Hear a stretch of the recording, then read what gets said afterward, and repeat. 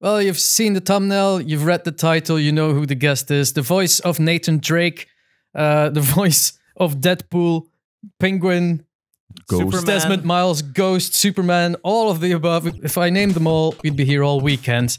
So let's just get into it. I'm Espe. I'm Jerre. And I'm jNoxx. And welcome to Gamecast, the best gaming podcast of Gameforce.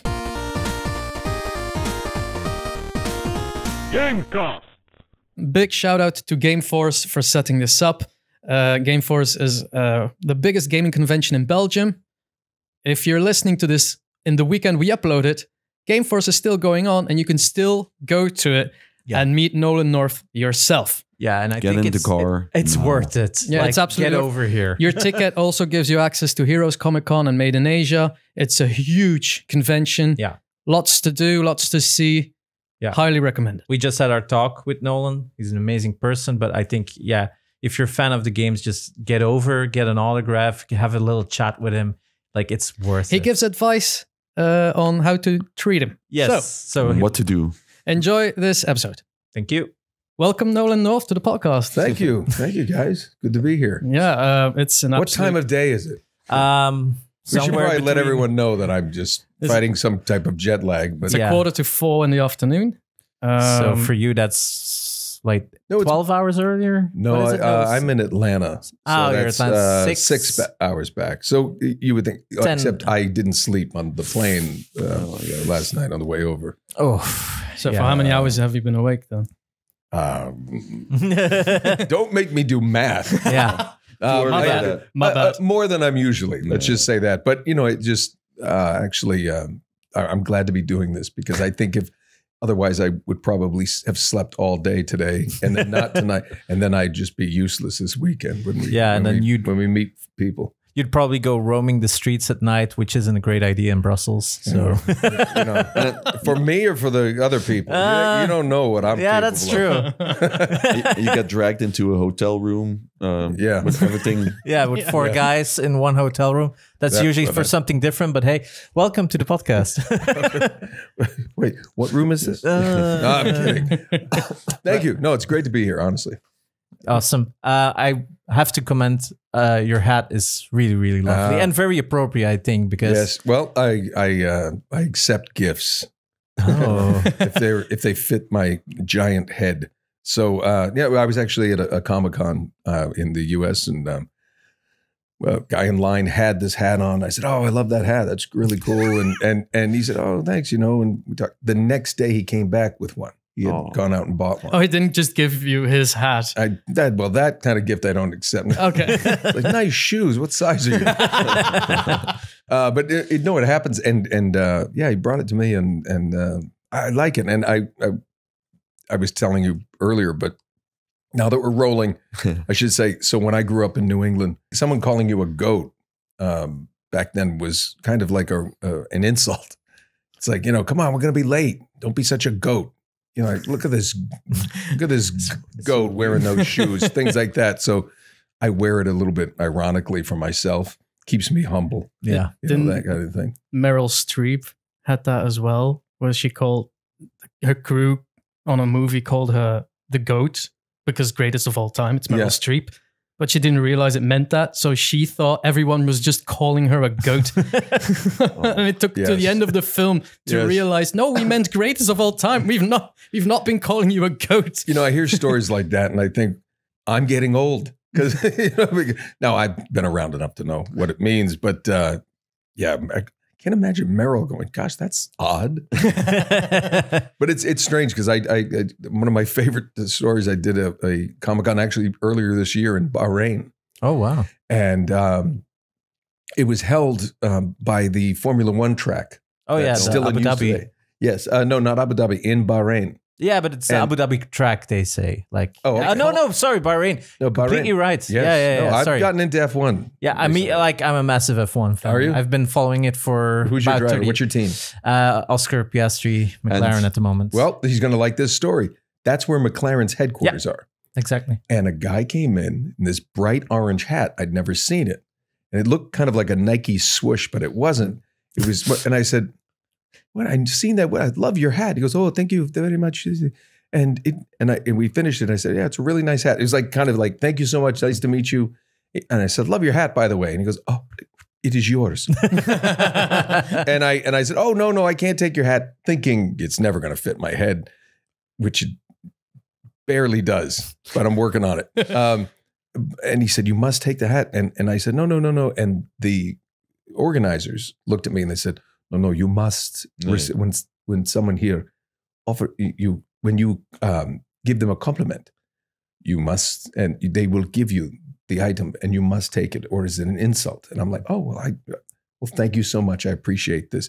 And I said, wow, is that true? He said, yes, you must do it. He said, okay. Next guy walked in. I'm like, hi, nice to meet you. Wow, nice watch. I like your Rolex. It was a Rolex. He didn't give it to me. He was a bad person. And just so you know, if I'm ever back, it's an insult to me if I say I like your car, your wife, your watch, whatever. You must give that to me. I now have to ask, who are you rooting for in the F1? Well, I'm partial to McLaren. Yeah. Ignoring you already got the team merch anyway, so yeah, I have some team merch, so it kind of fits. But I'm so new to it, and my oldest son got into it. He and his girlfriend, big F1 fans, and I think they're McLaren. So I had the hat. Funny thing is, they're big fans, and I'm the only one sitting watching with a McLaren hat on. And I thought you were friends. And they're clearly just they're phenomenal. Finally. Except Piastri, didn't they have a little bump? Piastri, he's still in the lead, but he had a little kerfuffle with his teammate. So so it's gonna be spicy. But they're in Austin this weekend, that's right. You're not. And my son's girlfriend's father and mother live in Austin. Oh, wow. I think they're going. Yeah. Probably. It's a great track to visit. I've heard amazing things about it. So I got to go on the Bahrain track, which was very cool. It's very cool. Put us in the car with the driver. He wouldn't let me drive. No. But he took me out and we did 2 laps on that track. And I was just like, oh. And it was one of the Formula 3 or 4 or training cars. I could show you the picture. I'm a newbie. I'm a rookie, and it's kind of open air, so the helmet and. You're like, okay, this will be fun. Oh, and what's amazing to me and that I learned is, immediately I wanted to brace with my legs.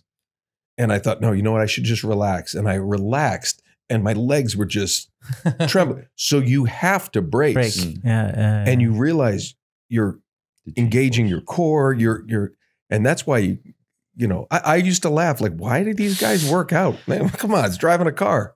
They're G-forces. Like I think F1 drivers, they're like the lightest and most muscular combination because they're not allowed to weigh a lot because extra weight makes them slower, and they have to be able to carry 5 Gs on their neck, which is insane. Really? Yeah. See, I thought you never saw obese drivers because they wouldn't fit in the car. Well, that's why they invented NASCAR. The weight, of course. That's a very good one. That's a very good one. Wow. There's a couple of guys on the sideline, but I want to race and drink beer. Hey, man, I want to race. But I want to turn to the left. Not too many. Over and over and over again. I have a short memory disease, so I can only remember one turn. I'm not continuing down this. I'm sure. Sorry. I probably have a lot of fans who are into NASCAR. It's a lovely sport. And is it? Yeah, Lightning McQueen did a really good job. I thought he was my favorite. Yes. Yeah. Now listen, I live in Atlanta. Yeah. It's NASCAR country down there. So I will abstain from the rest of this conversation. And cut.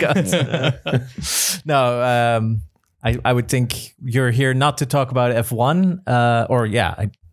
I think everybody who's watching open. I think everybody who's watching probably doesn't want to hear you talk about F1, but unless I'm in Gran Turismo or something. That's true, but yes. I don't think there's a lot of voices in Just do the voices. Just the pit voice. Yeah. I didn't. Didn't think I could do that. Yeah, right? you were. I can change a tire with my mouth. God damn. Foley I know artist. a couple girls that could do that too. Woo!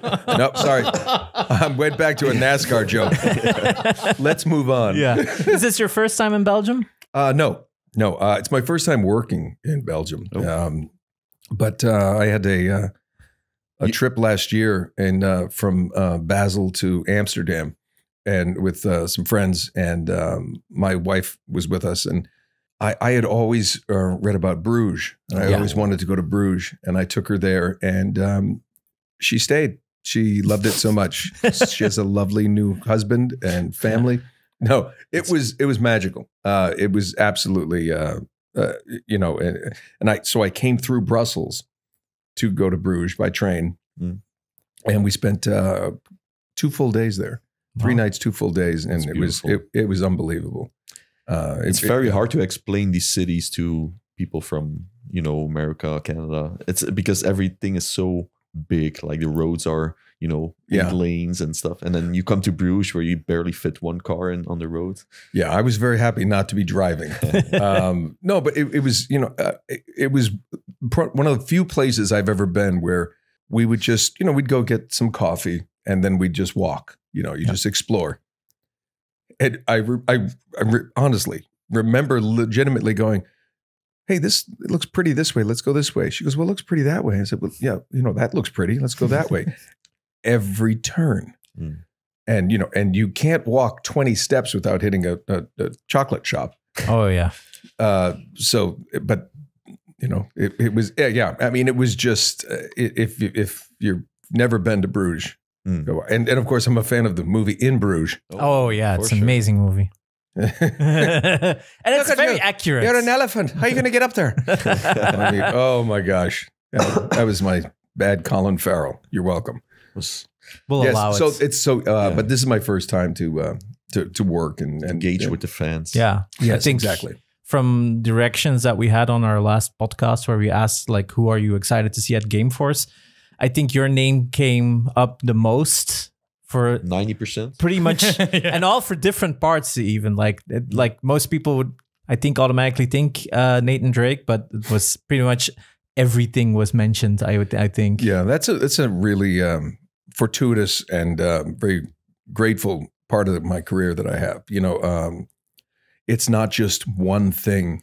Nathan Drake obviously is very big, but that series franchise has ended. But we were talking Call of Duty Black Ops, Dr. Richthofen, the zombies. Black Ops 7 is coming out November. Yeah. Destiny continues to this day, but yeah, I mean, it's been I've been very fortunate to have done a number of different roles that, some people like just shooters, some people like the adventure puzzling game, some people like something science fiction type, and I've kind of hit all those things.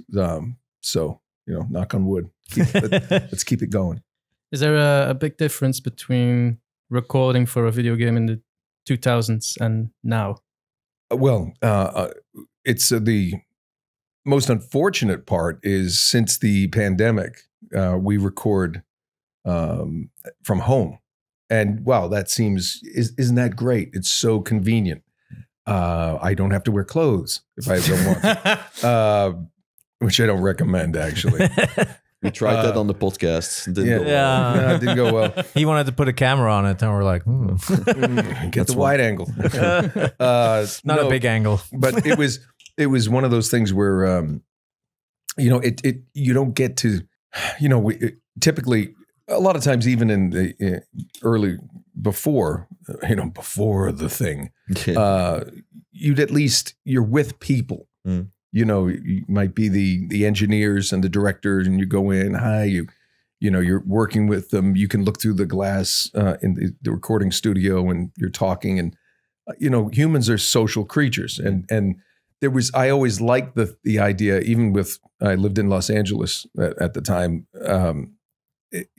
The traffic is miserable, but you're going somewhere. You're getting up, getting your coffee in the morning. You're heading out. And, a lot of times I would have a session 1 or 2 in the morning, and then a third and sometimes I've had up to I think I've had up to 4 sessions or 5 sessions in a day when I was crazy busy. And I'm driving all over, and you get home and you're exhausted, but you feel like you've done something. Well, now you just put on your slippers if you want to, and you go downstairs and you go into your booth, and everyone's on Zoom, and you do your thing, and then you go. Oh, so you're on Zoom or whatever software? Well, we record through something called Source Connect, which is a direct connection through the Ethernet, where you can I can record on my end, but they can record on their end in real time. But Zoom is so, you can flip on a camera, which I always turn off when I record, because if I see my own face up there doing things. Oh, yeah, that's annoying. It just gets distracting. Yeah, well, yeah. But it's just it's more solitary is what I'm saying. Is it your Boston aspect where you're like, I see that guy, I want to put him down? Yeah, it's like, look at this pretentious asshole. But I get physical when I do it. Like Arkham the Penguin, I will usually lower my mic. Here something. And I lower my mic, and just squint my eye, and I talk like this because I can do it like this, but I love getting down here when he's talking. He's got to, and you have to get the physicality when and there's something about performing that and the expression, and it just, you feel more in character. Did they adapt the design to what? Because I adapted the voice to they sent. It's one of the few Rocksteady. Fantastic company. They sent me what he looked like, and from there, and that's how I develop a lot of characters. If artwork's available, it can inform your choices as what you're going to do. And when he had the bottle jammed in his eye, he's going like this in the picture with the cigar and the smoke, and he's a head and just a body. So you just figure he's all ganged up in here, and that's what he became. Because of that artwork. For emotional scenes, so I guess you prefer to be there with the other character, or like voice actor? Well, to be fair, a lot of games you were alone. There were a few times where you'd be with another character. Uncharted, interestingly enough, that Uncharted was one we were going to mention. Yeah. Well, Uncharted was full body motion capture for most scenes, but we would always go back in to a recording studio, and if it were me and Sully.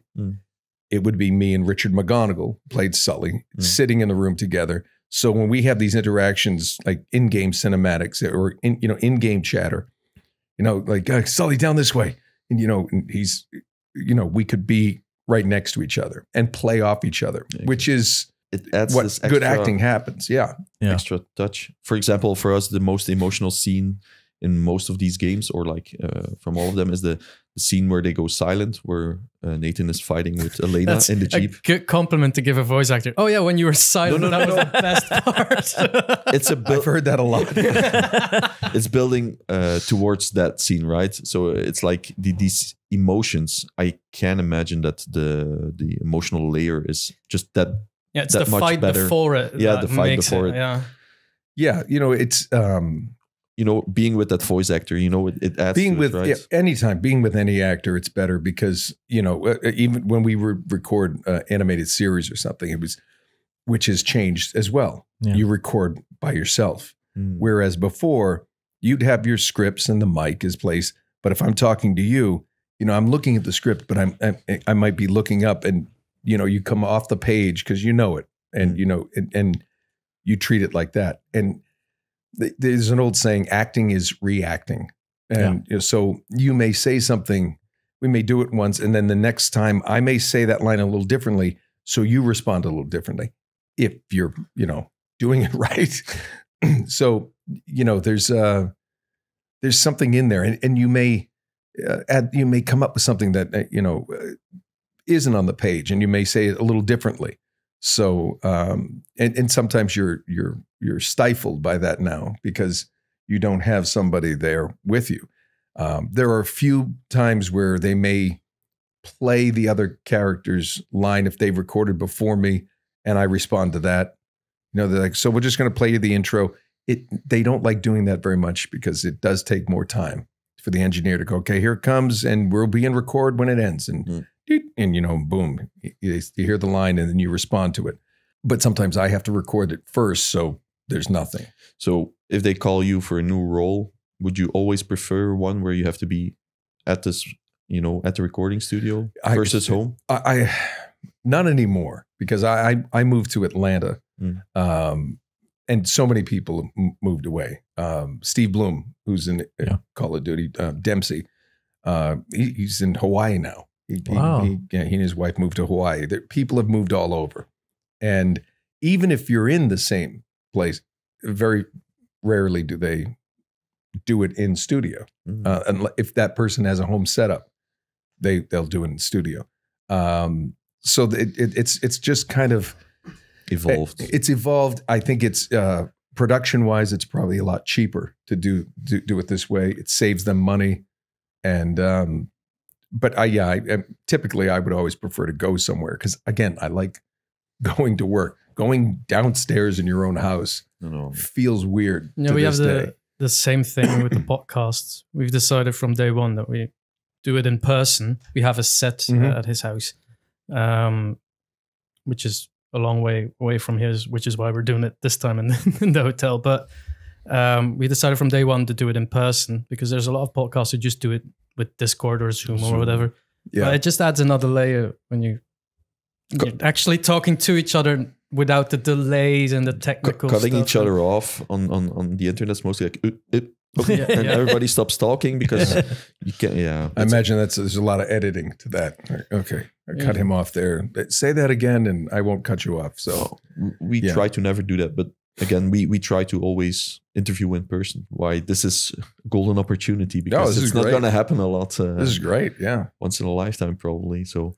Well, let's not hope so. I mean, I hope you visit more often. Yeah, I mean, Heroes Comic-Con has a lot of shows. I was thinking earlier today that you're the first voice actor to be a guest on the podcast, because we've had actors, comedians, teachers, game shop owners, developers.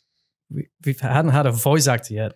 So it's quite silly. But I do on camera too. So technically, I'm just an actor. A famous voice actor, let's say. It's silly to be the first voice actor guest to be one of the best ones.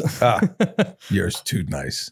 Too nice, but please tell me more. Tell me more. Why do you think we all have all this garbage? Yeah, garbage. Well, for some garbage. People, thank you. Yeah. For some people, this is you've garbage. You've given me a compliment and insulted me at the same time. Yeah, I think it would fit in Boston. Look at all the garbage. Yeah, I think New England. I think we might be New Englanders as well. Yes, my wife would think so. I mean, I used to have like 12,000 of these items, so I 12,000. Yeah, so my wife thinks it's garbage, but well. You did sell it. So. Yeah. Well, okay, so that's funny. So I recently was moving some stuff and I found a box. I like these boxes. And I opened up the box, and in it was a brand new PS Vita with the Golden Abyss game unopened, and like 3 Deadpool games, games I forgot. Spec Ops: The Line, great game. That was in there. Amazing game. Yeah. And it was just this box of stuff.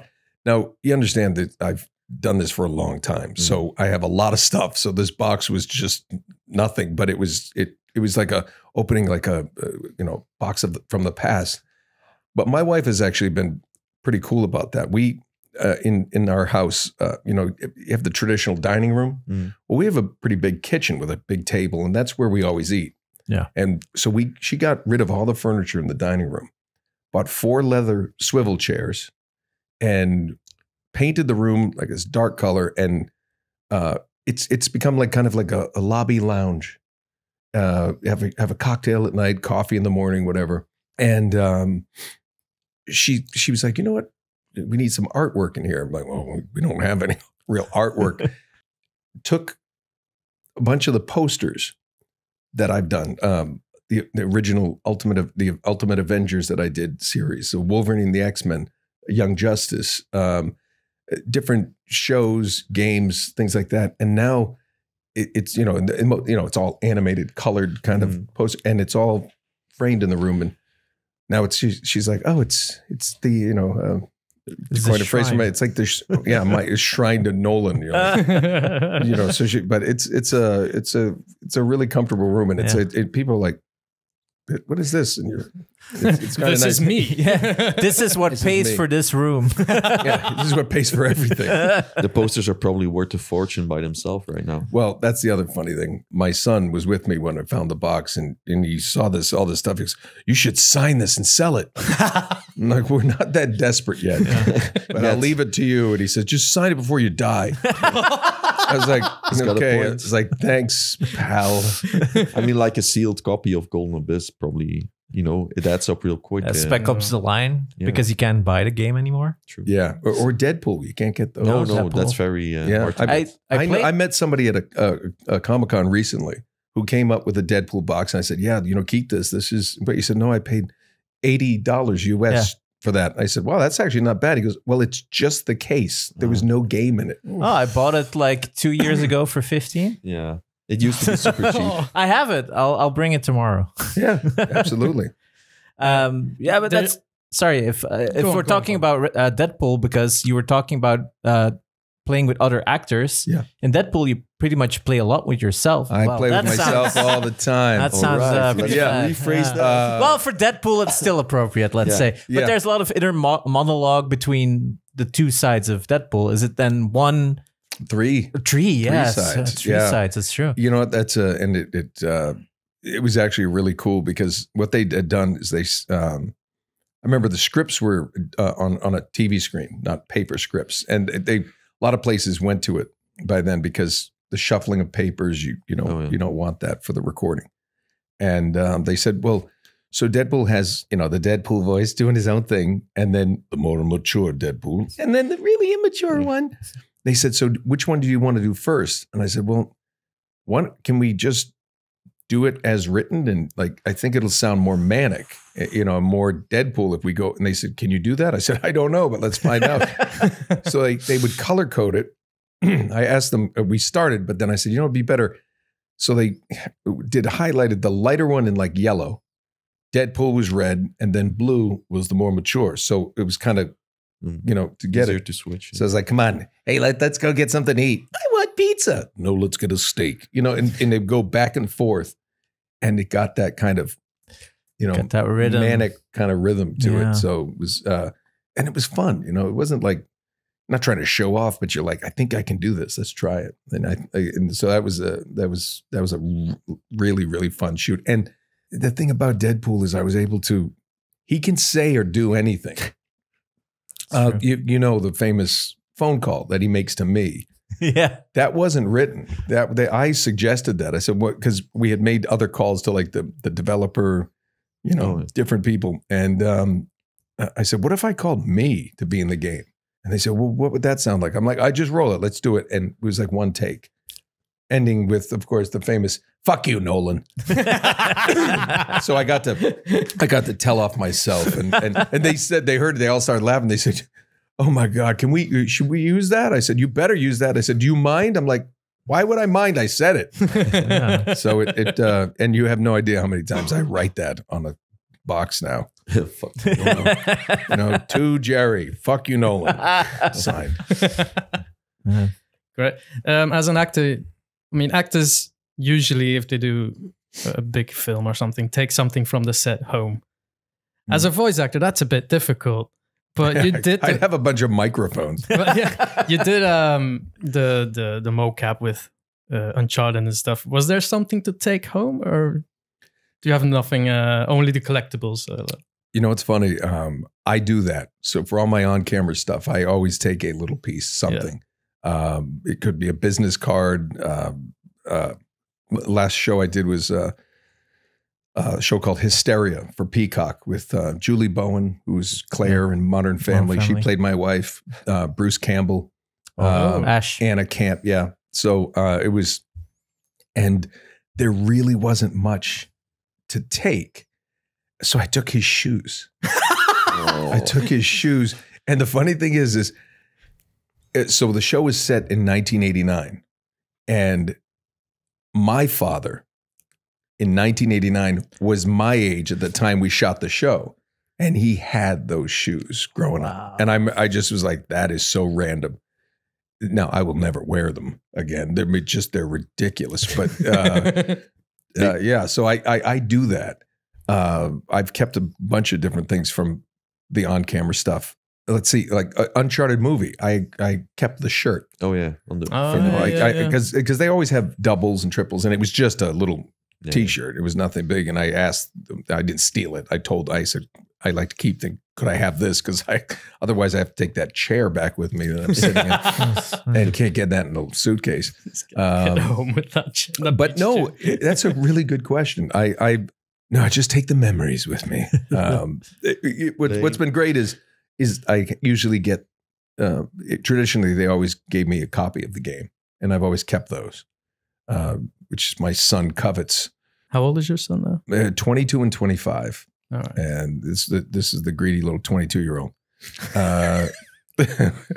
Now everything is just, they always will get, hey, well, here's your digital code. Oh, and you're like, we hate that as well. Yeah, so what am I going to have? Just like slip a paper with a code on it? This Not is even that that. game. Frame that one. Yeah. Email. Just a lot of codes. But there's been a a lot of times there is some swag. There's some good stuff. There's I have a Deadpool figure, and there's a Nathan Drake. Oddly, I don't have that one, but that's the collector's edition of 4. Yeah, they gave me one from 3 where he's like jumping over. Oh yeah. And that's really Love cool. It, yeah. Raphael from TMNT. I have a figurine from the 2008 movie. Yeah. Although there's a I think it's Sideshow Collectibles. Yeah. Made a Dr. Richtofen, which is incredibly detailed. And I didn't get one of those. So I thought, I want to get one of those. Let me go online. There's got to be somewhere. 3,000 US. Yeah. I'm like, nope. Yeah, don't want it that much. Expensive. Sideshow is super So let's just expensive. make a phone call. Yeah. Prime 1 is even. There was one, I did a Deadpool pinball machine. Oh. And part of the contract was, here's their fee plus a $6,000 pinball machine. Oh, that's a cheap one. Well, I sat there. No, these days, that's cheap. Is it? Well, it's there was a $6,000 and a $7,500 one apparently. Yeah, they make deluxe versions of pinball machines now. So they said $6,000, and I said, "Well, just give me the money. I don't need. I don't have room for a pinball machine." They're like, "No, we don't do it that way." I'm like, "Okay." Did the job. A few years later, my wife's like, "Whatever happened to that pinball machine?" I'm like, "Oh, I should call about that." I forgot. A few more years. Put it this way. 8 years later, my wife brings it up again because we had moved, and she said, "Where's that pinball machine?" I said, that was a contractual thing. Now it's really tie the room together. Yeah. Nice. Are you a designer? And I called my agent and I said, I never got that pinball machine. That was in the contract. Well, let me work on it. Next thing you know, they're sending me one, and they sent the 7,500, the big version one, and it's really, really cool. With interest, but it's really and it is it does tie the room together. I think there's one of them in it's probably like 50 in right Ghent now. in Comic Sans. Didn't they have a Deadpool one at a certain point? Yeah, I think so. Yeah. Yeah. All I know is that it's another item in my home that my son wants me to sign before I die. That's a point. You're the money machine, man. Sign everything. Just a wall. Yeah. Sign this picture frame. Do they care? Sign this Costco receipt. Do they care about your legacy roles? Legacy? Your kids? Yeah. Oh yeah, no. I mean, they're great. I mean, we joke about that, but it's, I think there's with buying and selling on the internet, which is there was no internet when I was their age. I mean, there was. It was not that old, but it was like you've got mail, that kind of stuff. So it wasn't as prolific as it is now, and so my brain just doesn't work that way. It's like like I just think it'd be the saddest thing if I start selling all my stuff. But I mean, they can do whatever they want with it, like someday. Do they play your games? Yeah. Are they proud that you're that character? Because a lot of kids of let's say famous actors or movie stars or rock stars, they don't care that their parents are that rock star because it's just that, right? No, they've always been very supportive and they're very proud, and it's they're great guys. They each are they're 3 years apart, and they're so much the same, but they're individuals and where they're different. And best example is my oldest was just loved Uncharted, big into Uncharted. And whenever I got some kind of, the ring or the belt buckles and certain things. It's just, he loved that stuff. My younger one was still is, I believe, into Destiny. Oh yeah. And he was hey, and he thought it was the coolest thing that we could get it for free. It's like, you're going to get it for free? I'm like, yeah, they're going to give me one, maybe 2 if you need it. And, but it was really cool for him to be able to go. His best friend, he said, Dad, can you get 2 codes? And, they were like, yeah, we can give you 2 codes. It's fine. Or 2 games, whatever it was. And that was one of the first collector's editions that went over thousands on the first day, $1,000 to buy, because they were sold out instantly. It was in the craze of collecting. Yeah. The first one, Destiny, right? So which 2017, 2016? Do you remember? Something like that. That was one of the rules. I wasn't. You were later in it. Oh, right? yeah. I came in later because originally it was Peter Dinklage, the actor who did the Ghost. That wizard came from the moon. Yeah. That wizard came from the moon. I've had to say that because what we did, the Taken King. Yeah. The first DLC. That was the first change. It did very well. Bungie was very happy. So then they called me in, and I didn't know you could do this. We then went to re-record from the first game up to that point before we moved forward. And I mean, it was a lot of work, but I used to sit there going, wait, my brain couldn't wrap its head around because, buy a game, it's a disc, there's the game, voices are in that. They're like, no, it's a live game. We can just, record you, hit a button, he's gone, you're in. And I went, Peter Dinklage is gone. And I was like, that's horrible. And, I was like, because I thought, what's to stop him? One day, Uncharted starring Peter Dinklage, That's why I prefer physical games. You can just pop in a PlayStation and no other voices. So yeah, that's what we love. That's how it happens. So it was just, and people always speculate, some people didn't like him. I heard, but I went home the day I got the job, and because I didn't know I was replacing anyone. They just said it was this character, and they described him, and I didn't know anything about Destiny. And after they, it was strange because it was actually a paid audition. They paid for a session, a 4-hour session. Wow. Sessions are blocked into 4 hours. That's weird. And they paid for it. And I remember asking my agent, I'm like, have I gotten that prolific that I get paid to do this? And we laughed about it. But the answer was no, this is just rare. Yeah. But they wanted the time. They were paying for my time to try to find this character.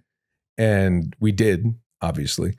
And they told, then after I got it, they explained, so Peter Dinklage has been doing this, blah, blah, blah. But it really came down to his schedule. He was doing Game of Thrones in Northern Ireland. He wasn't available. This is a live game where there's always, they may call and go, we need to do this one quick level. We got, and I think it really was based on his availability.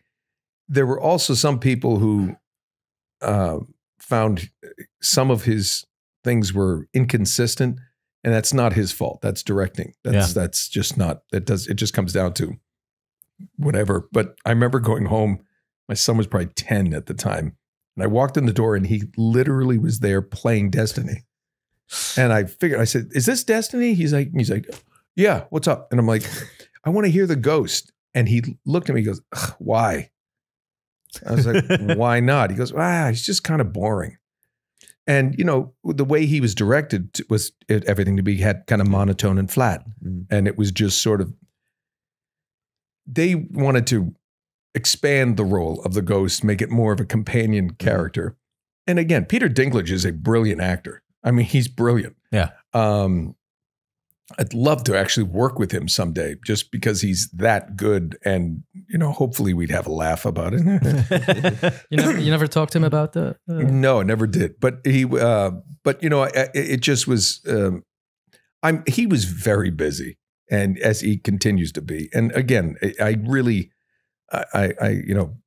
remember reading people speculating, well, we think he's great. And he sucks. And I'm like, no, he's great. Yeah. He's great. I really believe it just came down to scheduling and availability. And, you know, my dance card was free. And it continues to be for Destiny because it's one of my favorite games to record. The writing in that is just how they come up with these storylines is just, it's beyond me. Yeah, they're very fun. Like in a group to play that game is a lot of fun. And I think you did an amazing job in that one as well. You. It was like they said, it's mostly different.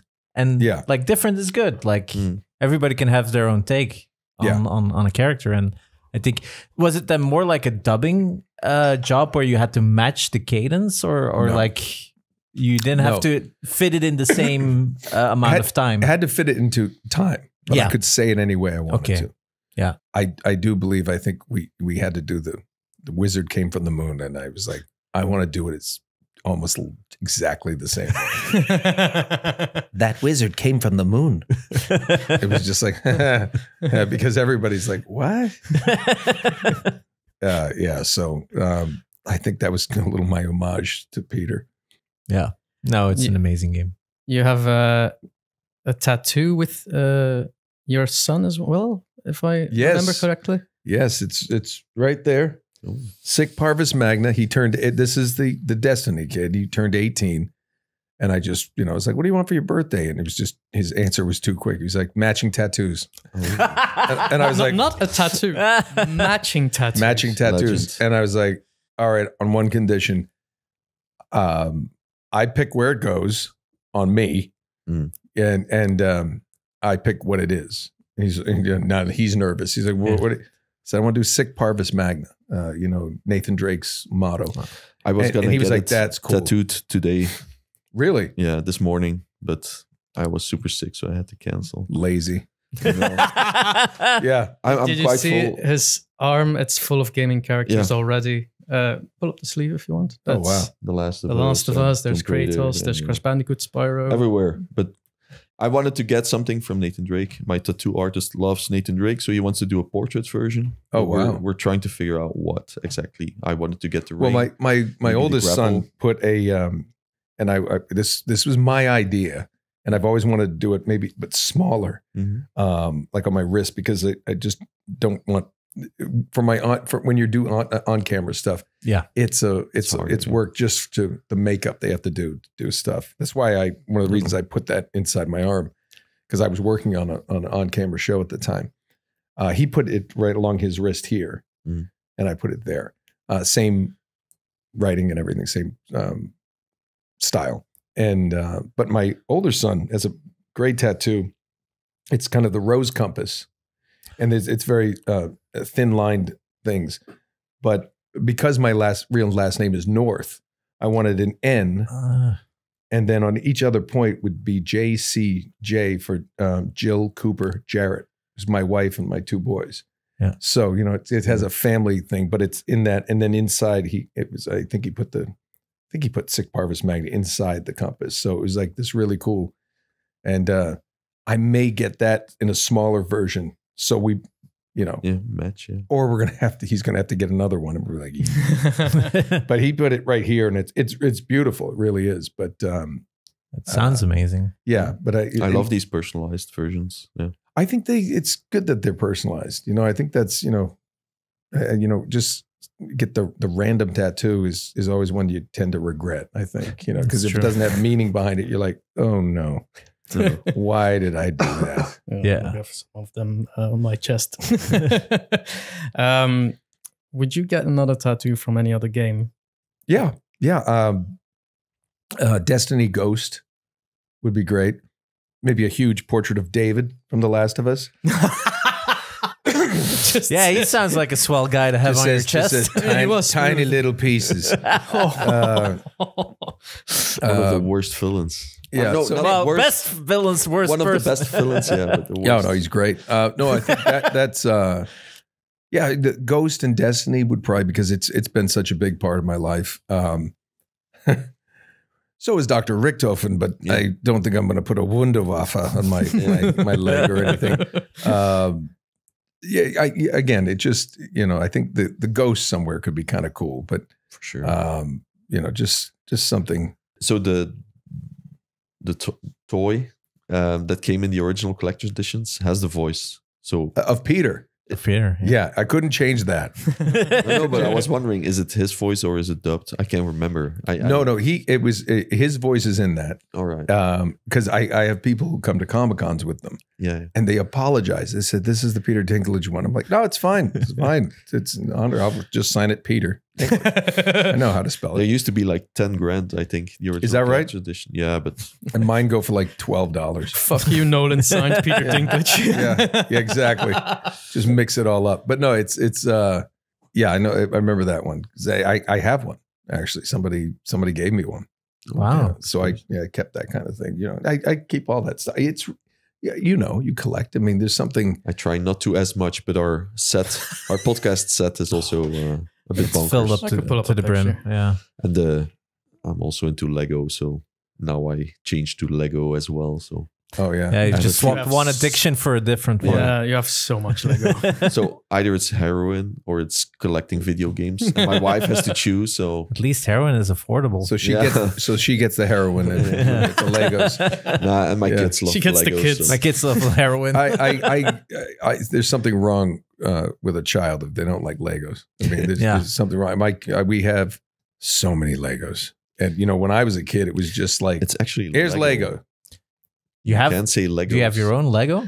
I have my own. I like one of your characters. Like Yeah, well, Krang? I've actually had fans make me Oh. Nathan Drake. I have a little stand in my my booth where I record, and people have given me different characters. So I have a couple Nathan Drakes, a Deadpool, the Krang. Yeah, it says. I really love your Krang. It was so funny. So for the people who don't know it, it's very literal. It's like an android who speaks in very literal terms because yes, trying. the Krang must get the ones known as turtles.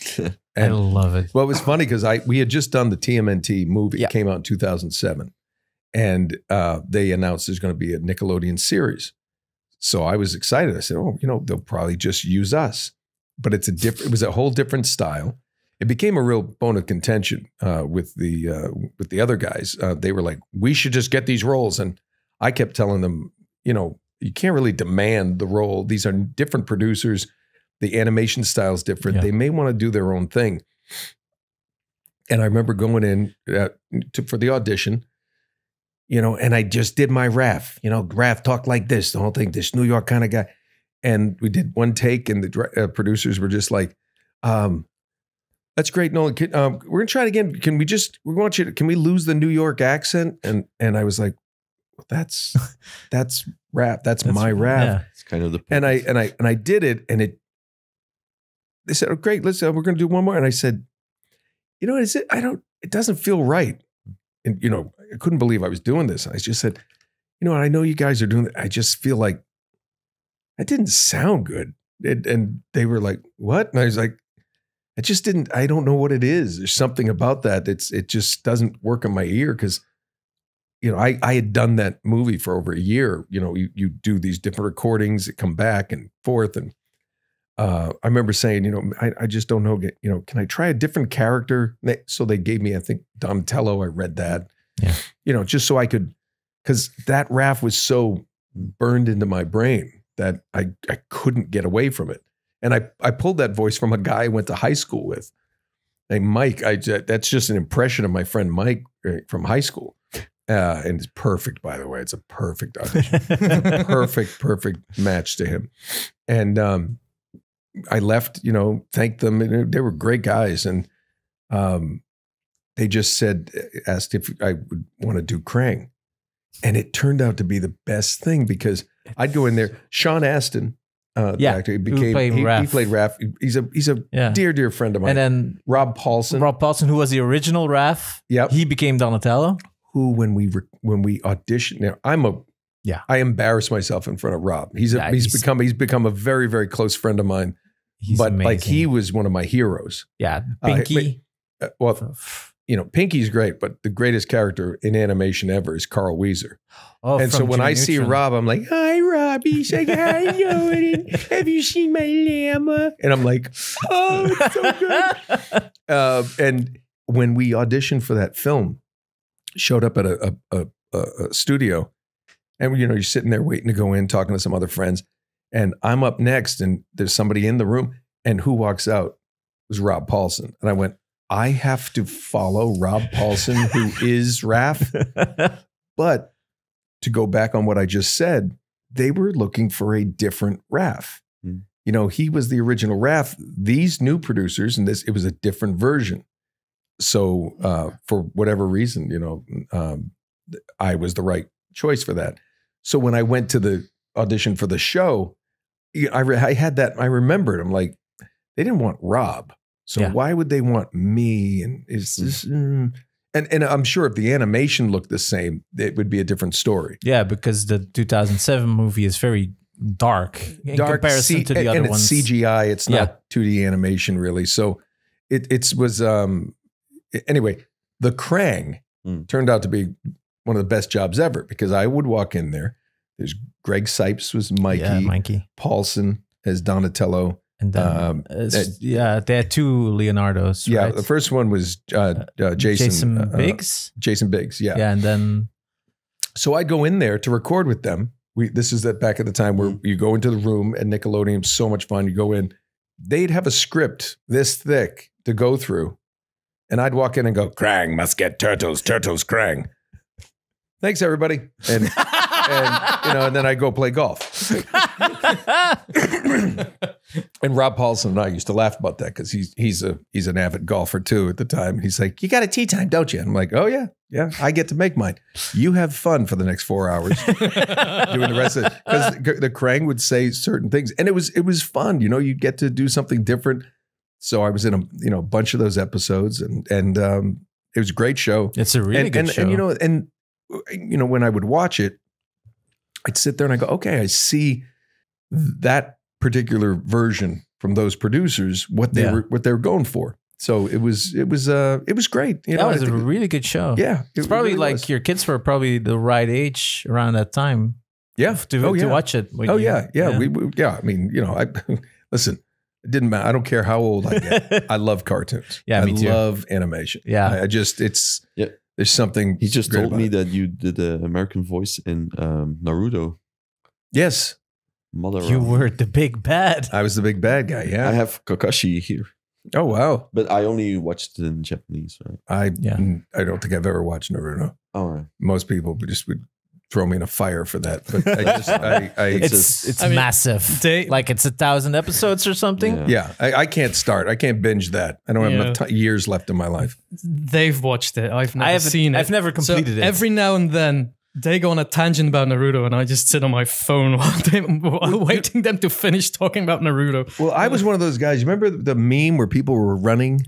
Oh, yeah. Yeah. I had no idea what that was. I'm in this show and I don't know what this means. One of the biggest characters towards the end. Yeah. I didn't know. Well, kind of adding to that, like I have a pretty cliche question. Like, do you play the games you act in? I don't. I'm not a good gamer. Yeah, but you don't have to be good to enjoy it. Do you? Well, there's especially when it's you. You know what it feels like when you're throwing yourself off a cliff? Is okay, leads me to another great story. My son loves Uncharted. Mm-hmm. And the house where we had, talk about repurposing rooms. We never wanted our kids when we were growing up to go up to their room and play a game. Be away, you have to, as a parent, you want to monitor, hey, you've been on here for a couple hours. Why don't you, let's go outside, kick the ball around, do something. And what we did is, most houses have like that fancy living room that nobody ever uses. Oh, yeah. We turned that into like more of a comfortable den for them, their friends, and set up a TV and, and they could play there. That's where my son was playing when Destiny. I walked in from Destiny. Yeah. Well, our house had stone floors and my office was just down the hall. And remember Uncharted 3, when you would die, you'd hear, Nate, no.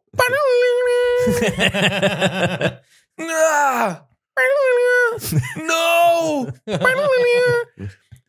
That was ringing on those stone floors, echoing throughout the house so badly. And there's something weird about hearing yourself die over and over and over. I literally drove to the store and bought gaming headphones for my son. He didn't ask for any. And I came home, hey, I got you a present. Here, put these on. Let's set these up right now. Now. Was he playing? So that was, was replaced by, killed you again. Oh. You died again, Dad. That's even worse. And I'm just like, you don't have to tell me. Was he doing it on purpose? No, and I was sitting there going, you know what? This kid needs to quit school and get better at this game. Every time I'm going to go crazy. Every time you have a fight with your kid, he just boots up Uncharted and he's like, "Fuck you, Dad." Yeah. That's why we have a very good relationship. I try not to piss them off enough. No, but when I grew up, Atari, it was a button and a joystick. You move, you shoot, done. Mm. And now it's become so. I agree. Yeah, I mean, I've played with my boys, and it'd be like, no, L2, where's that? You're dead. What? Yeah. Hit X. Which one's X? Because I don't even, I know when you play more, the second part of that answer is, I don't stop. I don't know if it's like an OCD disorder, which may be redundant. OCD, obsessive compulsive disorder. Yeah. I have an OCD disorder. OCD. It's such a disorder. I have to say it twice. Yeah. No, but early in my career, sometimes you'd finish the game and they send you a copy, or they give you a copy, or they leave it with the engineer. Next time I come in for a session, hey, you finished this. This came out, and I remember one day I had been in something called Call of Duty Big Red 1. It was PlayStation 2 game. Yes. No, not a PlayStation 2. It was an Xbox exclusive. Yeah. Was it exclusive on the Xbox? Yes. And I had to go, and I played Sergeant John Randall, who leads you storming Omaha Beach in Normandy. And I'm a World War II fanatic. I'm just the history of that period just fascinated me since I was a kid. And I said, I want to play this. I did Randall, and then I did the Soviet in the Stalingrad levels. I went out and bought an Xbox. I brought it home. I'll never forget this. We had dinner, and about 6:30, I popped this game in, told my wife. She said, no problem. Yeah, go enjoy. I said, yeah, these things look so much different. The next thing I remember, my wife walks in her pajamas, hair is all tousled, and she's like, oh my God, are you still playing this game? I'm like, and I looked at her, I'm like, what? She goes, it's 3:30 in the morning. I hadn't eaten. I hadn't peed. I hadn't moved. I don't think I blinked because my eyes, I went to blink and it was like, and I had one of those deep set couches. And so your arms are like this. And when I stood up, I couldn't stretch my shoulders back out. And when I stood up, I almost pissed myself. Because my bladder, it felt like a knife was in my bladder. Oh my God. Went to the bath. I got so engrossed in this game.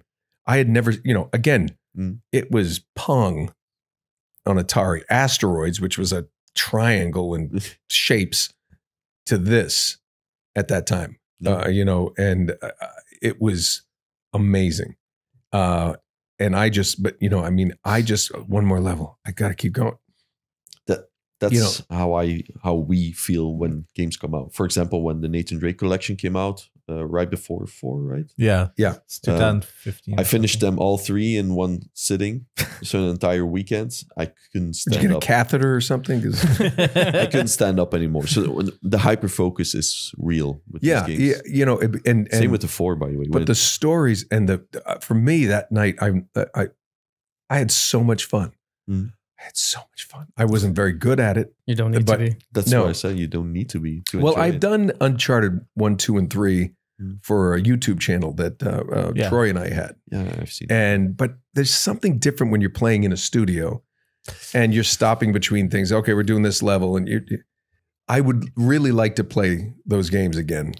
For myself, just because. But see, I'm back to that OCD thing, and like I'm going to be like, wait, there's treasures I have to find. I'll have YouTube open. Like, where is it? I'll have the guide open. Where is this thing? I got to find this thing. You're one of us. Yeah. Are you aware of trophy hunting?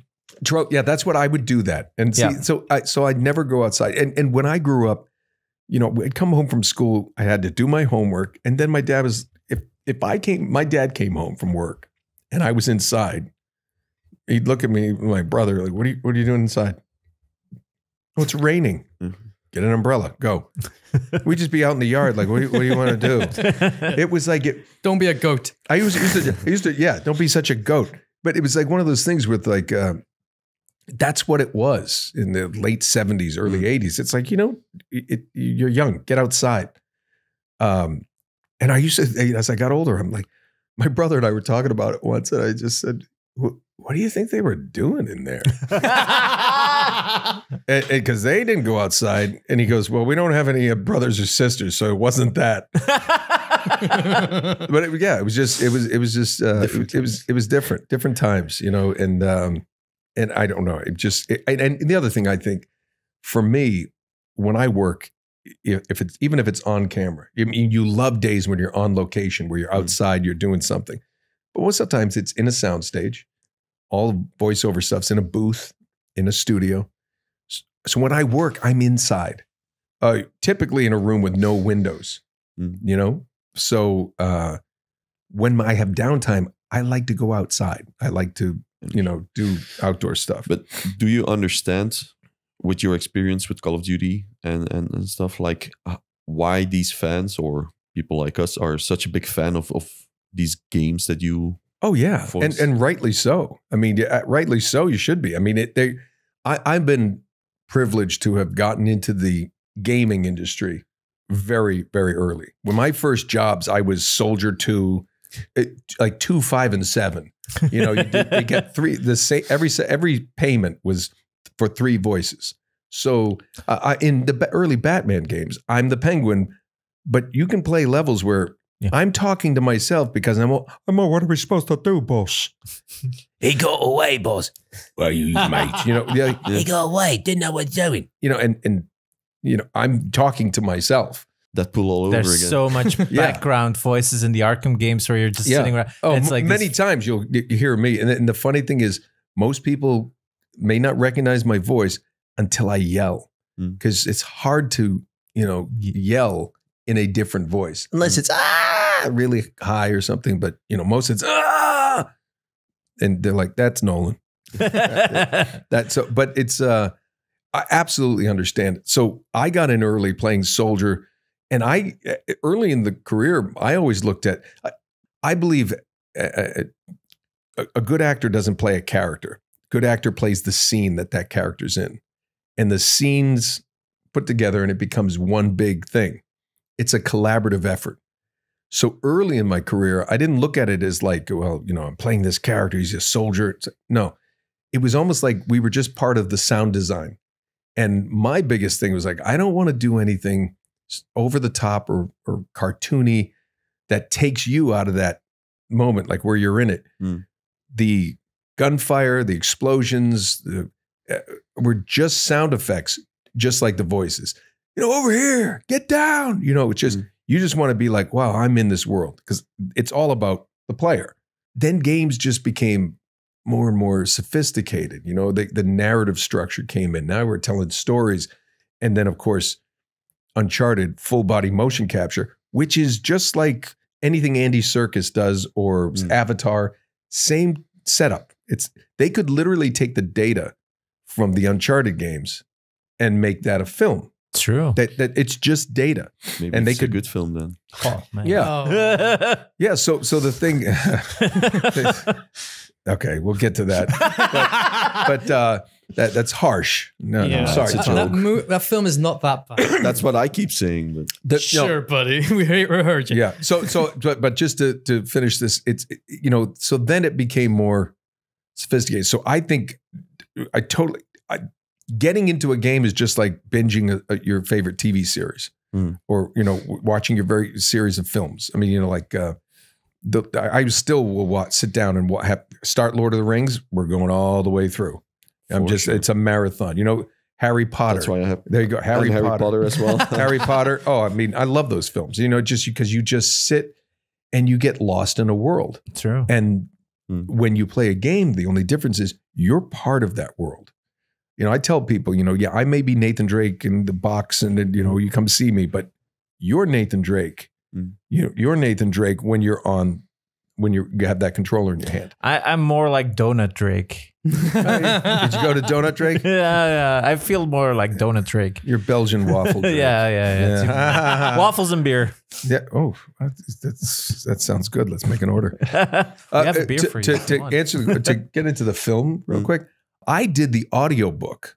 A lot of people don't know this. You can get the audiobook of the Uncharted movie. It's called a novelization, and I read all the characters. You know, it's like, you know, Well, here's the interesting thing. I finished that. Obviously, we had to do it before the movie came out. I remember going upstairs to my wife. She goes, "How'd it go?" I said, "This movie is going to be amazing. It's amazing." The problem is the book is this long. And the movie is this long. Oh, dear. And if you ever have a road trip or you're bored and you want to listen, you listen to that thing. And it allowed the story to breathe and to develop.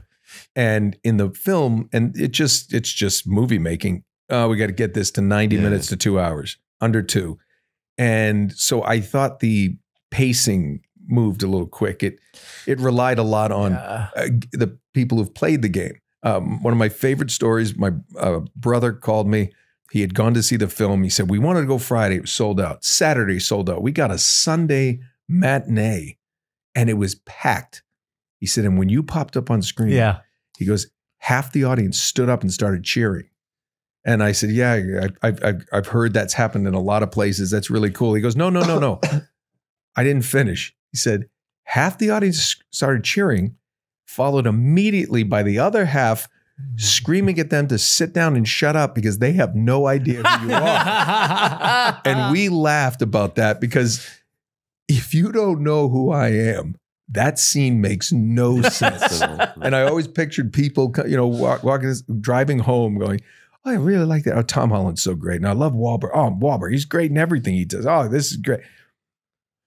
What the hell is up with the guy on the beach? Like, we had the same when we went to the Gran Turismo premiere. Yep. So we saw it with the entire esports league of the Gran Turismo game. Oh, wow. But there's a small cameo by Kast, the developer and the originator of the Gran Turismo games. And he's like, he plays a sushi chef in the movie. But the audience, they went wild when he popped in the screen. But you went to like a Belgian premiere. Nobody knew like who the fuck that sushi chef was. It's like, why is there this weird close up on the sushi guy? Yeah, that's perfect. That's perfect. I like the film. I liked it too. I think the problem was for fans of the game.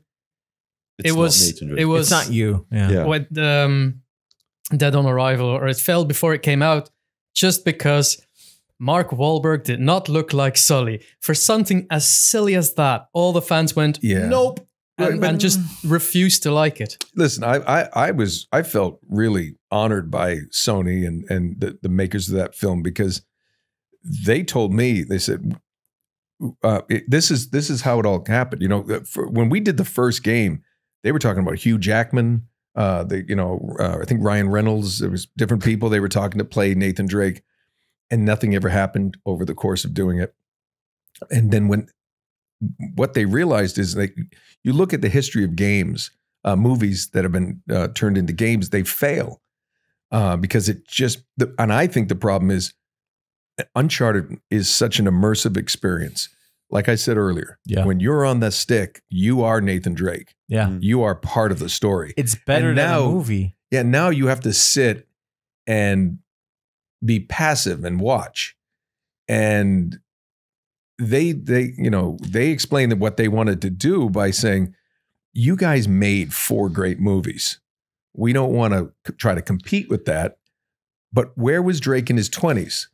And there they can do scenes like falling out of the plane and as an homage to the game, but there they can have their own franchise of films and take artistic license and make their set, kind of just like the TMNT.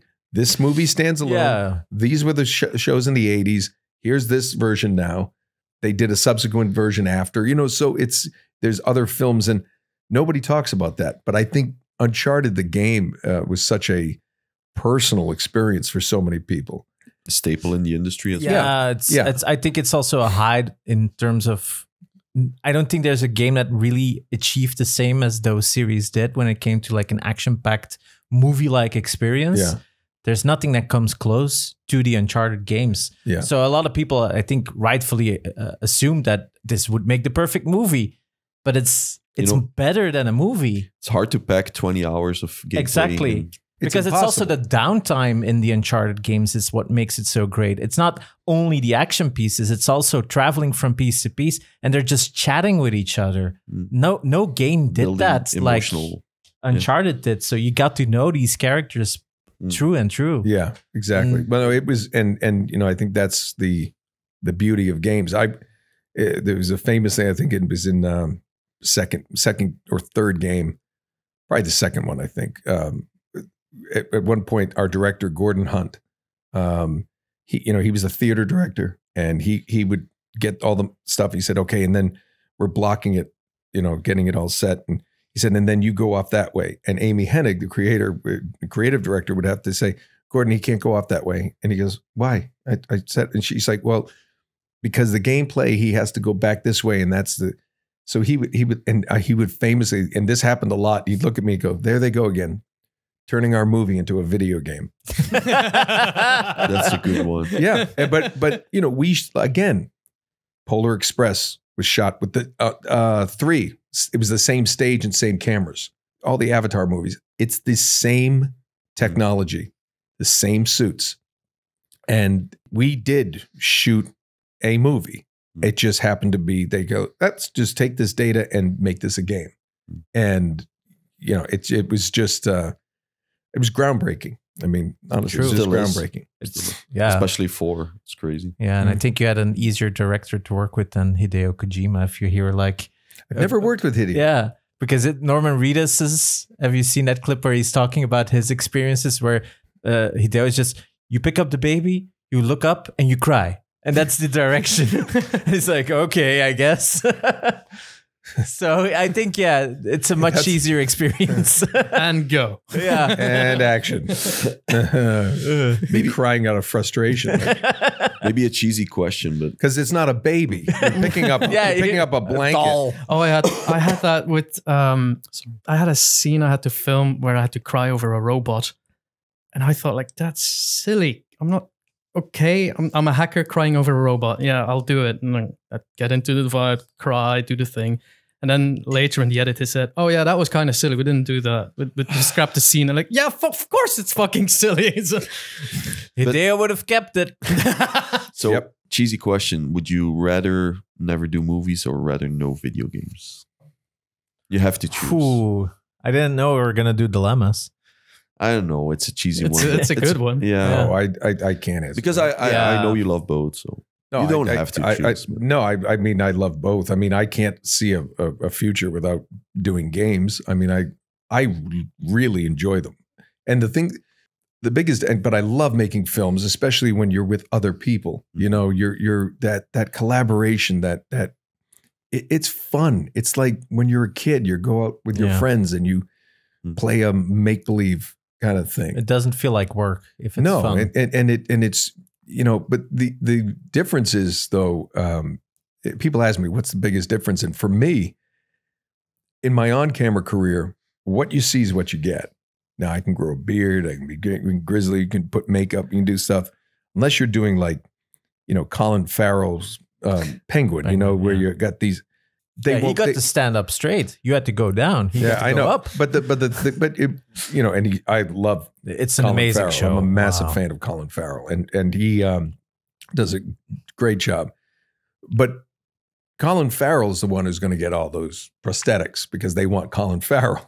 Yeah. They're not going to do that for a side character usually. So what you see is what you get. In games and animation, I can be anything. I can be anyone, just by changing myself vocally. And Nickelodeon, there was a show called Breadwinners. I was a Viking beaver.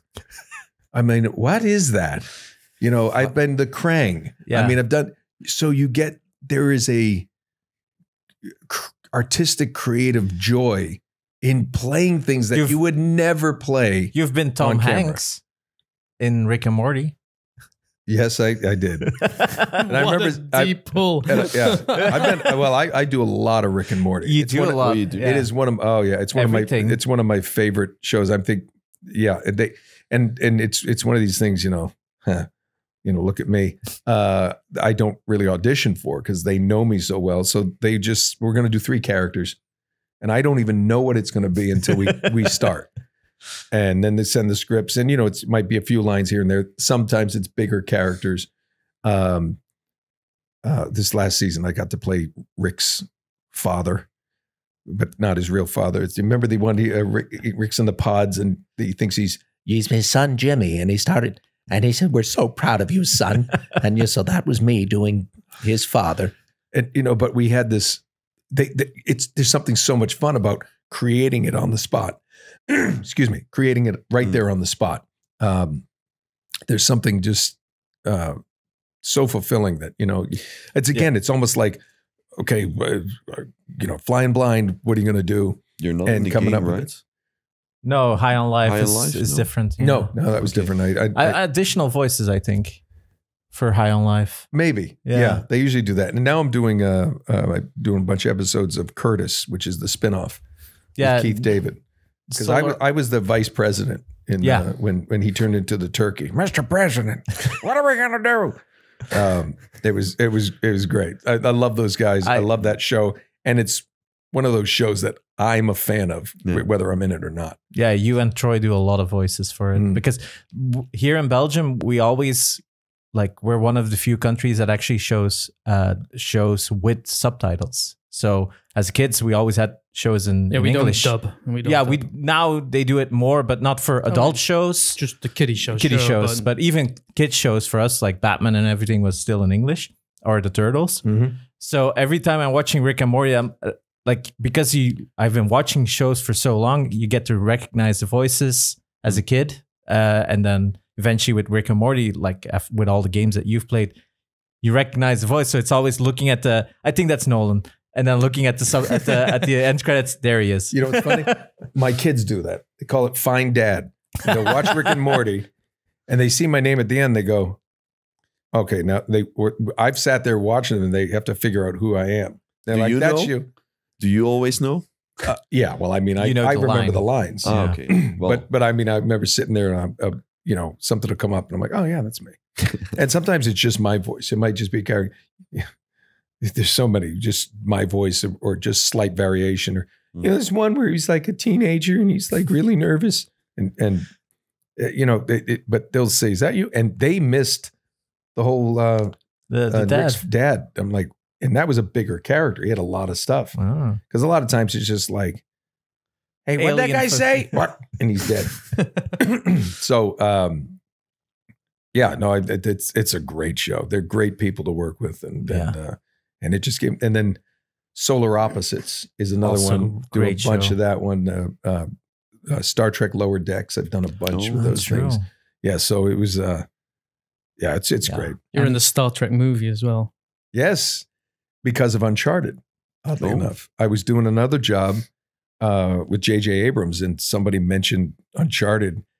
I had to yell in this scene, and somebody said, "Hey, easy, Drake, you're gonna lose that Uncharted money." He was screaming like that, and laughed, and he looked. He goes, "Uncharted? What does he mean, Uncharted?" And I'm like, and he goes, "Oh, Nolan's Nathan Drake in Uncharted." And next thing I know, he said, "Hey, can you, when we're done, can you stay a second? Would you mind calling my son?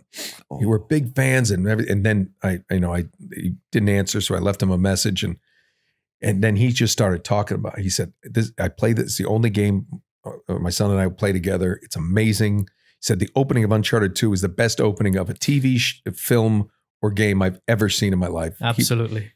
And we started talking about Young Justice because we also have to talk about Young Justice. Yes, because Bruce Greenwood played Batman.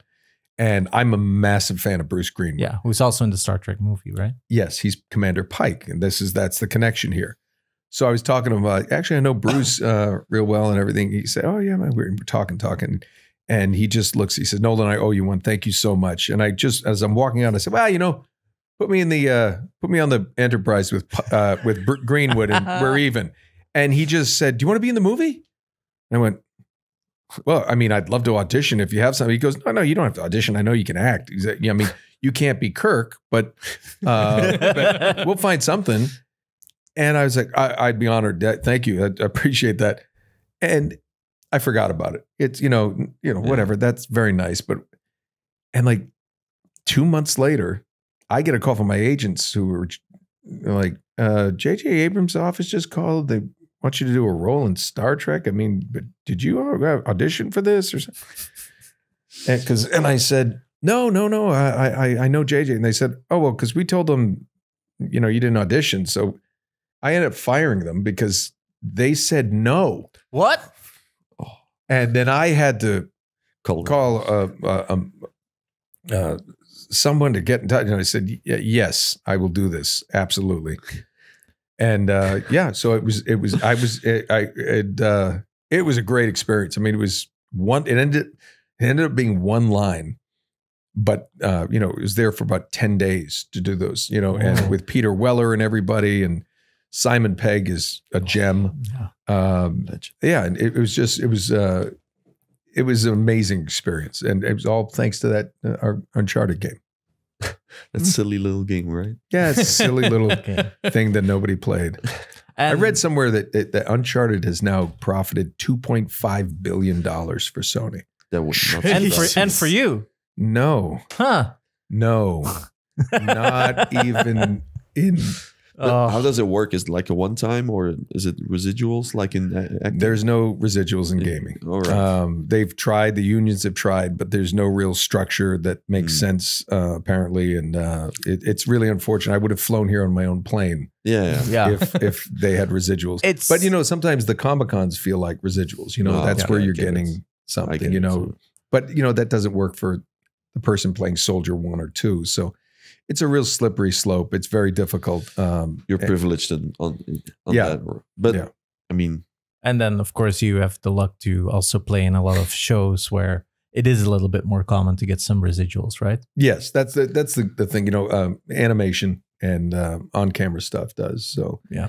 That's Naruto stuff still paying off, right? Yeah, got a check for 8 cents. Oh, let's go, baby. You voiced pretty much everyone, I think, in the DC universe, bar maybe Harley Quinn and Batman. So I have to talk about Young Justice. That's okay. No, it's one of my favorite shows I've ever done. Yeah, and I think you're like amazing in it. Like Connor Kent is an incredible character. You've done an amazing job with him. Thank you. Because I think in the comics he was always like a little bit of a lesser known character, like basically a copy, like a clone of Superman. Right. So what's the interesting part? But I think like the way you've approached it and like this, basically he's a kid in the beginning in a grown up body, and then throughout the series he stays in that body because he doesn't age. But you've done so many things with his voice that's so subtle over all those seasons that even though he is the same 14-year-old guy or 16-year-old guy, he's older and mature. Yeah, he was. Well, thank you for that. But he, I remember it all starts in any project. It really starts with great writing. Greg Weisman and the guys, they wrote great scripts, created such great characters, and had such a clear vision of what they wanted to do. So Superboy was just, I mean, it was cool. I remember my wife got me the Superboy t-shirt. Yeah. She thought it was super cool. And my favorite story about that though is the first day we recorded. And again, we got to record, in a row with everybody. Oh, yeah. The first day we all get in there, you're talking. It's like, okay, let's get started. And then the producers, Nolan and director said, "Can we talk to you for a second?" And I'll never forget this. They pulled me aside and they said, "Listen, so Superboy is technically a clone of Superman. So they would have the same vocal cords. So you ready? Would you mind playing Superman in the series as well?" And I'm thinking, I was like, and I remember going, "Are you joking? Would I mind?" "Yes, I would mind." "No, I get to be Superman. I love Superman. Christopher Reeve, the movies. Yeah. I always loved Superman. Did you watch the new one? I haven't seen it yet. Ooh, it's Isn't that pretty awful? good too. I know. I've heard it's great, and I need. There's so many shows and films I need to catch up on. Yeah. But again, get outside. I got to put a TV out there. So I have a TV out there. Okay, forget that. I have no excuse. But it was so cool to be able to do that, because Superboy was just, that teening angst, and Superman just got to be much more mature voice. But it also got me to have these one-on-one scenes with Bruce Greenwood, who's become a good friend of mine, and it's just, he is one of my favorite American actors, just because he flies under the radar of super celebrity, but his talent is super celebrity, in my opinion. Yeah. And if you ever see him in anything, and there's so many people who will see this and be like, who's Bruce Greenwood? Yeah. And then they're like, Bruce Greenwood. Oh yeah. He's in everything, and he's always good. Yeah. And he's always solid. Really good Batman as well. Like Kevin Conroy was, of course, but Kevin, God bless him. God bless him. But Bruce did an amazing job. Yeah, I think he did. And the other thing is, he loved it. He loved doing it. And he was one of those people who's always traveling, always in makeup, going to things. And I remember he came to me one day. He goes, "Hey man, I looked you up. You do a lot of voiceover." I'm like, "Yeah, no, it's just the way things have fallen for me." And he goes, "Yeah, I'd love to do more of this." He said, "Get any advice?" And I said, "Bruce, you're in everything. Can you leave some work for the rest of us?" I said, "Tell you what, I'll help you with this. You get me more stuff working with you." And the funny thing is, he shot his show, The Resident, in the same stages where I shot Hysteria for the Peacock Network. And so we got to see each other a lot during that time. But it's just, it's amazing the people you meet and what you get to do in this business. I mean, Young Justice, we had Danny Trejo was standing next to me. I did an episode with sitting next to Ed Asner. I mean, these amazing people as guest stars would come in, and you're like, guys, royalty. This is amazing. Just you don't see yourself as royalty within that, No, I mean, I don't have that big of an ego. I'm just. You are to us. No, well, I appreciate. Listen, I appreciate that, but I understand that I've been, I've done a lot of things, and I've been doing it a long time. But no, I don't. I still get.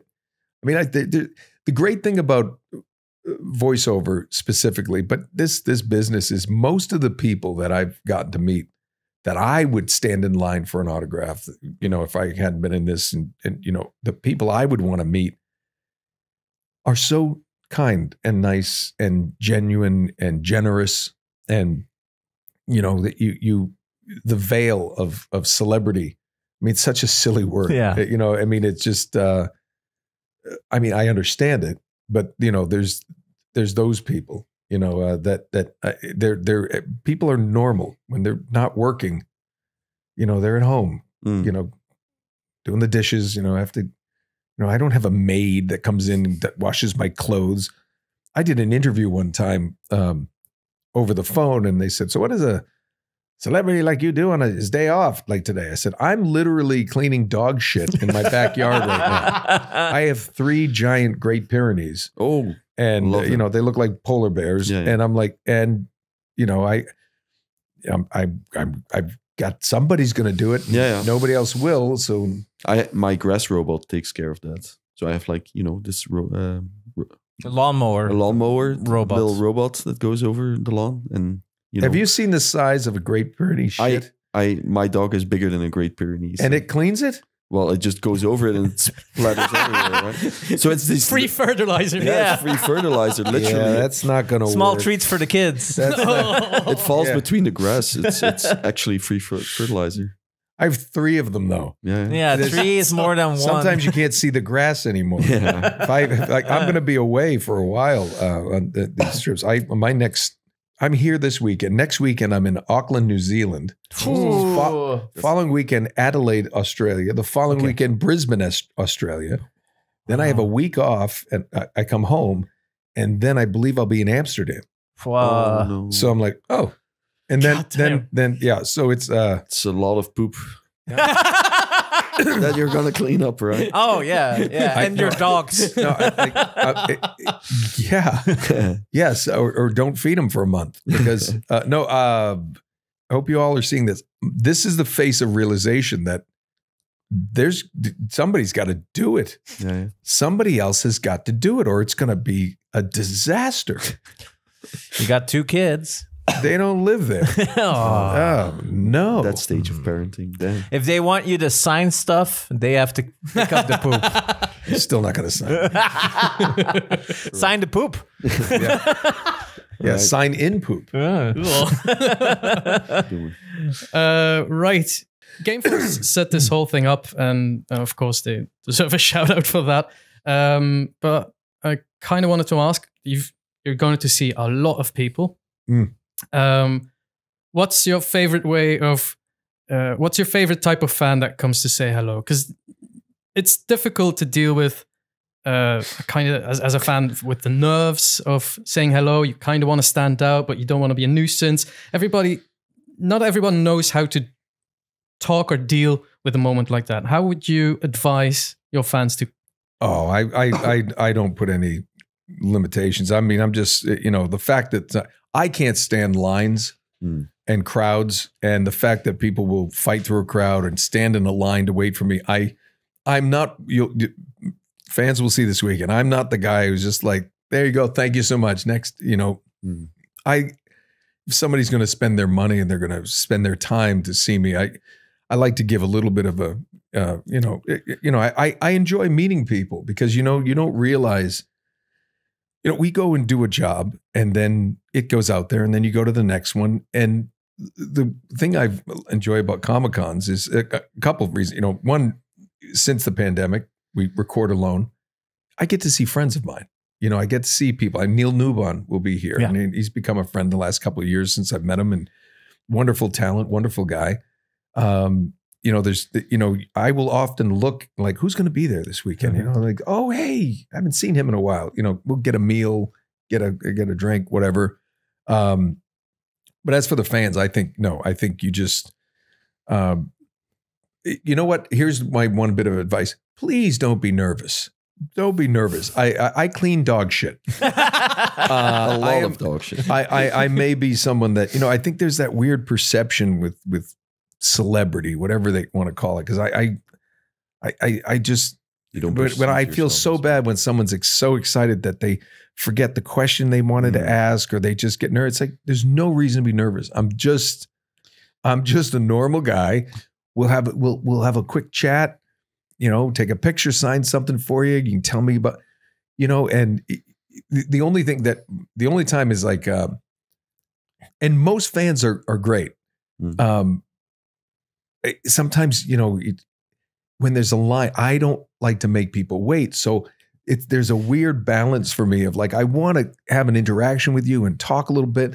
And then, well, thank you so much. I've got to get to the line. I totally get it. So I think just the only advice I would give people is don't be nervous and respect the people behind you with whatever. That's great. Some people want to visit. I'm like, I don't want to be rude, but I can't visit this long. I'm sure we have panels though. Questions are asked. And the good thing I tell people at panels, I don't get up there with a speech. I like to just open it up to questions as soon as possible because I'm there for them. Just and happy to answer all the questions that I can. And just remember, he's a goat. Yeah. Just a stinking goat. I've been to these things. I thankfully had a friend who could get me backstage, and I've seen the green room, the backstage. Well, backstage. Yeah, but where they take these pictures at like Comic-Cons. So they drop a fan in picture, and then the agent or security guy literally rips them away. Next, it's like you know what? I know it's like I call it the one pump prostitute. It's like you get one thrust, thank you, and you walk out. And I will apologize to everyone in advance. It is the professional photo ops can be, because they have to get through. They have the next person. They have time, So come visit for a bit. Come to the panel to ask questions. Come visit at the table and get something signed if you want. Whatever. Come up and say hi, and we can have a little a chat there. But don't expect much of the photo ops. I have nothing to do with it. They are on a schedule. They have to get things out. They're printing the pictures in real time. And yeah, it's weird. It's like, come on, like, how you doing? What's your name? I see you. Click. Thank you. Next. I'm like, hey, thank you. Next. I mean, I will sometimes go, hey, what's your name? Like that. And I've had the photographer and the people just like, hey, can you just not shake? Just we gotta. Don't be human. Yeah, and you're like, just stay in that pose for an hour. They paid for your face, not for your company. I can't tell you how many times I put my arm around someone and I go, click, and I'm like, thank you, I'm so sorry. Click, I'm so sorry. But you would listen in the photo ops. If you come to the professional photo ops, let's focus on getting a good picture that you're happy with, and come see me at the table, and then we can visit for a bit. I mean, I think that's the because I'm happy to visit. I think it's good. And sometimes 3-day conventions. By the last day, I'm like, hi, nice to see you. I enjoyed that game too. Oh, really? Was the number 2 or 3 is your favorite? That's amazing. No, 2 days are perfect because you have enough energy, and what do they say? The first impression's the last impression. So I don't have and I genuinely enjoy this. I as a kid. We grew up, we didn't have much money. So we never got to travel anywhere. We never did anything. And as a history fan and everything, I always wanted to travel. And I joke now, it's not much of a joke really, but I've traveled the world more than Nathan Drake has because of Nathan Drake. That's a very solid point. Yeah. And it's just, I mean, it to this day, it will amaze me that, whether it's Bahrain or Brussels or Sweden, Finland, Kuwait, New Zealand, Australia, there are hundreds upon hundreds of people who will come want to say hi. And it's just, the fact that I feel very blessed to have a body of work that has affected people all over the world, from a kid in a little town in New England who never thought he would ever be an actor, to have created stuff and collaborated on such great, iconic things. It's amazing to me. It's still, and I don't think I'll ever get over that. And I hope I don't. But it really is just this unbelievable thing. There are people that I've met, and they will bring the picture, like when Uncharted 2 or 2009, and they may have been, I don't know, let's say 30. They're now coming up with their kids who are 12, 13, 14, 15, dressed like Nathan Drake. And it just makes me think about when I had my son, I'd be watching Raiders of the Lost Ark for the 1200th time, going, when you're older, you're going to love this, and he does. I mean, the fact that, that it's, these games go on and they've become legacies. And I've met people in their 80s who play games to kids, and, it male, female, and otherwise, it's just, it's just this universal entertainment that everyone but me is good at. Yeah, that's why we love talking Press X. about it. Where's X? You're dead. Again, that's I killed you, Dad. Yeah. And on that note, Nolan, thank you so much for being on a podcast with us. Oh no, it's been Precious great. time. Thank you. Your Thank you. nap time. And you know what? No, I think you guys really helped me out, because if I slept longer, I'd be in trouble. Now I'm up. I'm like, this is good. Yeah. Okay. Cup of coffee you gave me. And All right. We have some time for a gifts. beer. we have some gifts. Do you want to give we'll give him off camera? We'll give him off camera. Well, I did get one gift here. Yeah. And the mints. And the mints. And as the well. mints. We have branded. The mints. We have branded. That's not a. Do I have that's not a hint. Do I have airplane breath? I can promise you the other gifts are better. Yeah. Look at this. They're branded mints. Wow, that makes him like so much better. All right. Well, this is going in my studio. This will be. Maybe we'll do a remote podcast again with you guys. I'll be in my booth, and you'll sit there and go, really put it up there. That will direct you. I wanted a little bit more like. I wanted to get a Golden Abyss version, but couldn't get it done in time. Well, He has. I have a couple of those if you need one. No. I mean, a version of us mixed with Golden Abyss because it's that I have an unopened Vita and an unopened thing, and I've never played Golden Abyss.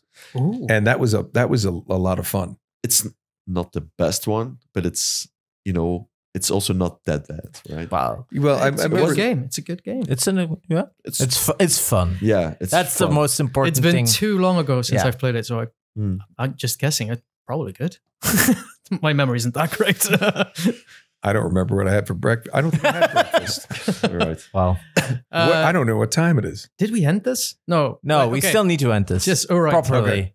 Nolan, thank you so much for being here. Thank you everyone for listening.